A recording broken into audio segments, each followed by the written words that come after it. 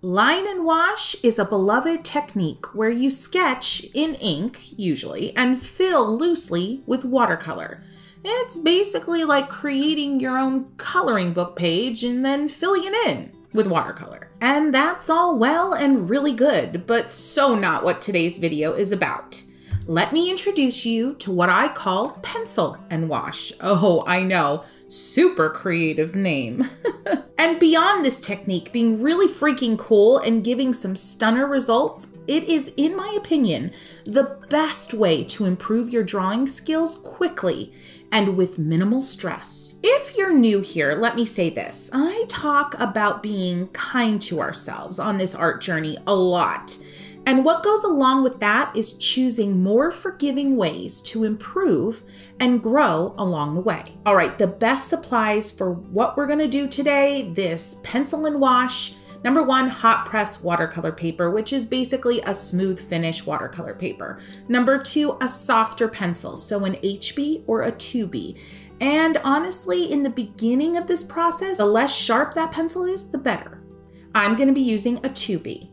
And last and not least is your favorite watercolor palette. I'm using the Art for Joy's Sake watercolor palette, but use what you have, use what you love. Here's the basics of the technique. Number one, we're gonna map out. We're gonna sketch. Number two, we're gonna rough in the shading. Number three, we're gonna wash in some watercolor. And number four, and this is probably the most fun, we're gonna kind of repeat all of these steps, but out of order. I love it. I'm kind of using vintage botanical prints as my inspiration here. I actually have some live flowers that are my true inspiration, but the style and the way that color and shading is used in vintage botanical prints is really where my head's at. Here's a look at the flowers that I plucked from an arrangement I had on my desk. This thing has lasted forever. Oh my gosh, if you were around recently, I did a live video where I painted from this particular arrangement. You might want to check it out below. Anywho, let's look at shadows, because the first thing we're going to be doing is mapping out the basic shapes. And I typically just start with circles or ovals that represent each flower. So this kind of ivory yellowy flower is going to be a big circle. And then the ranunculus behind it and to the left, a smaller circle.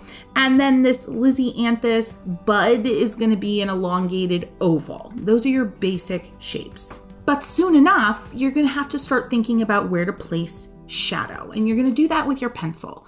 Now, I've done value scales before on this channel, but let's just review, because it's a great way to kind of get yourself into the habit of the type of techniques you're going to need to actually create shading with a pencil. Basically, you take the pencil you have and you create a strip of value.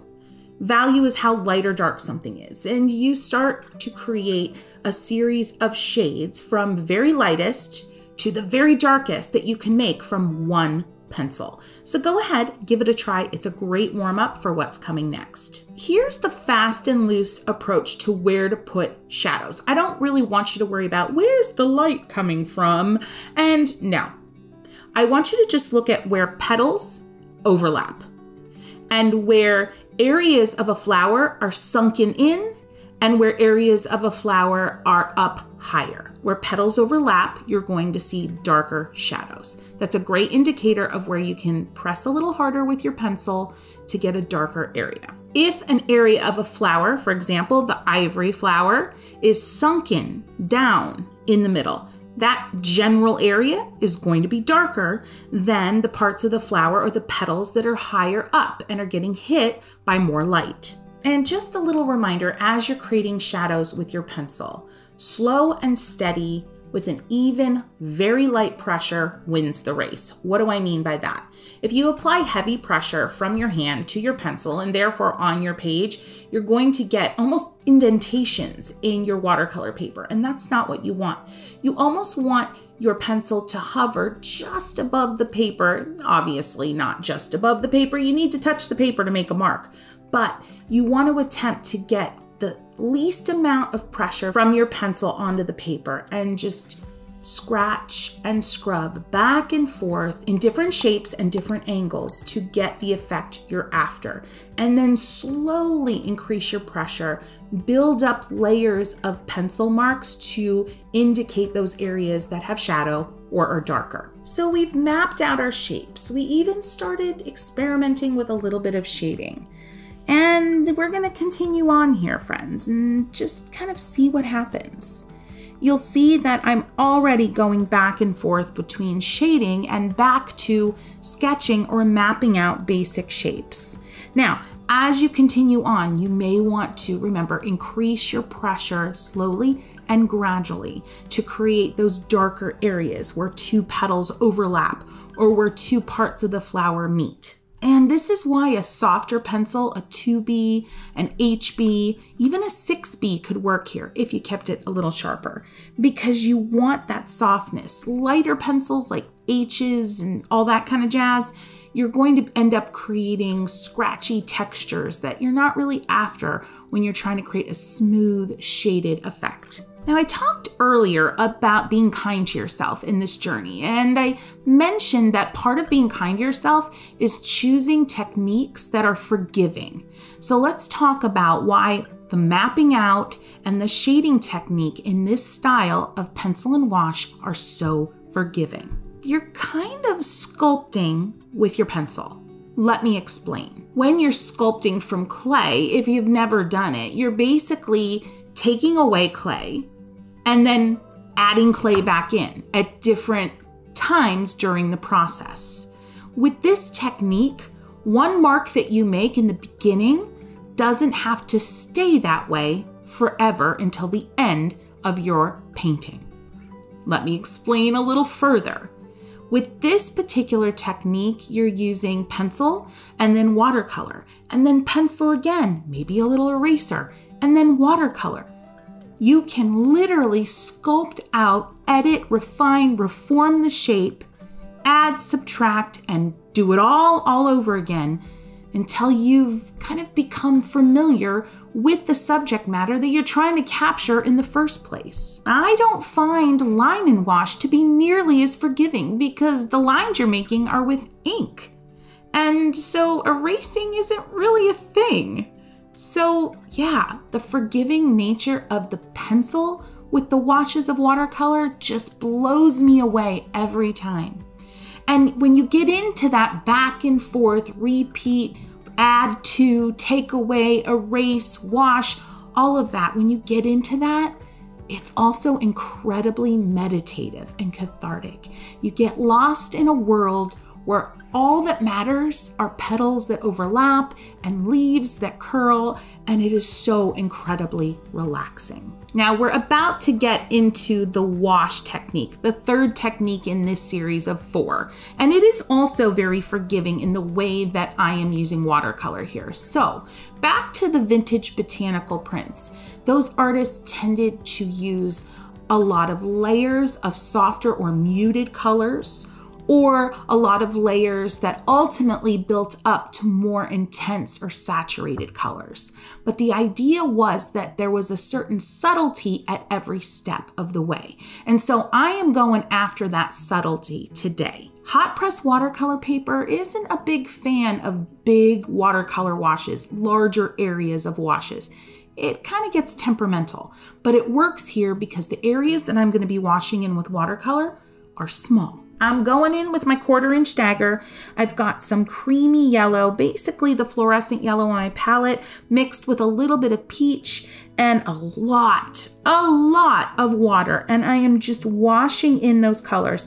Off to that ranunculus that's at the top there, I am adding that creamy pink with, again, a lot of water on my brush. I'm also adding the creamy pink and then bringing in some clean water right on the page to kind of zhuzh and smush that color and water around. But notice I'm keeping things simple and muted, because going into this sketch, the shading, all the work that I've done, all of the back and forth, going into this artwork now with a color that's high staining and makes a big impression fast that I really can't change, is not a forgiving technique. And so to keep this experience forgiving, I'm staying muted. I can build up gradually, I can build up slowly if I want to. Now here's where it gets really fun.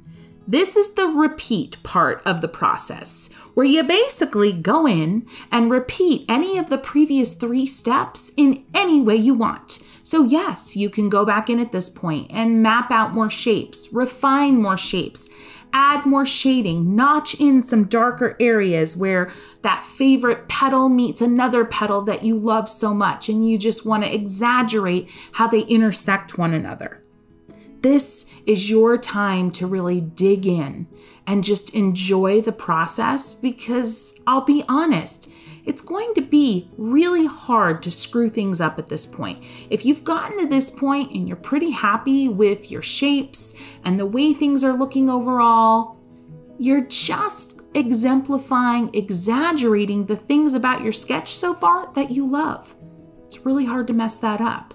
And remember, go back in with some watercolor, add some more washes, lightly, slowly intensify the colors that you've already laid down with additional layers. I'm going into that pink bud at the bottom left and doing just that. I've got a little bit of bright pink mixed with that creamy pink on my brush, and I'm going in right where the base of the bud meets the green stem, and then with clean water on my brush, just blending out that strong pink that I added. And look at that slow and steady modeling of shape, just with a few more brush strokes. Remember, you're sculpting with your pencil and with your brush and with your pencil again. It's a back and forth, push and pull experience. And trusting the basic breakdown of how to determine where to put a shadow and where to put a color that's lighter versus darker, that basic, dare I say, simple approach is going to give you the comfort and allow you to have the cathartic experience with this technique that you deserve. So let's recap. When 2 petals meet, there's going to be a little shadow where they meet. When a part of a flower is kind of sunken in, it's going to be darker. When a part of a flower is up and not sunken in and facing the light more, it's going to be lighter. Those are some really straightforward ways, albeit highly simplified ways of determining where to put a shadow. But just follow those and enjoy and sink into the joy that will definitely follow. Now I think you're ready to go deeper with sketching, and these videos are really going to get you there. And until next time, friends, happy painting.